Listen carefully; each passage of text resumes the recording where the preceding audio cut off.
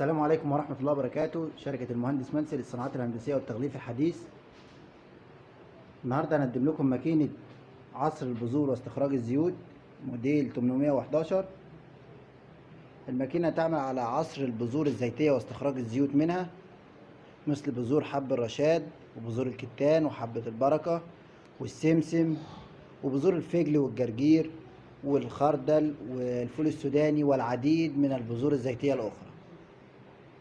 الماكينة صغيرة الحجم، تنفع في المنازل والمحلات التجارية. الماكينة تعمل على كهرباء المنزل عادية 220 فولت. جسم الماكينة بالكامل من الستانلس ستيل عالي الجودة. الماكينة سهلة وبسيطة في الاستخدام. عندي هنا القدوس اللي بحط فيه البذور بتاعتي، وهنا مخرج الزيوت، وهنا مخرج القشور بعد ما تم عليها عملية العصر. هنعمل لكم تجربة عملية دلوقتي على الفول السوداني. نشغل المكنة.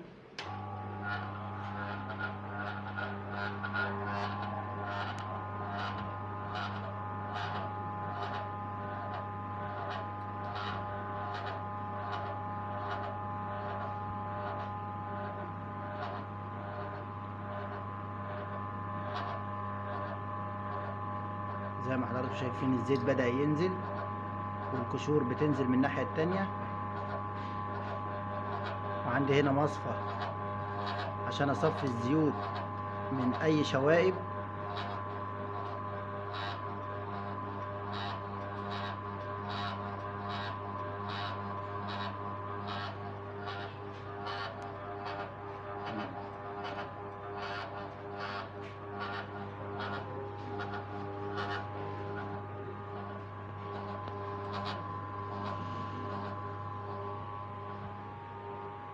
شركة المهندس منسي للصناعات الهندسية والتغليف الحديث، ماكينة عصر البذور واستخراج الزيوت موديل 811.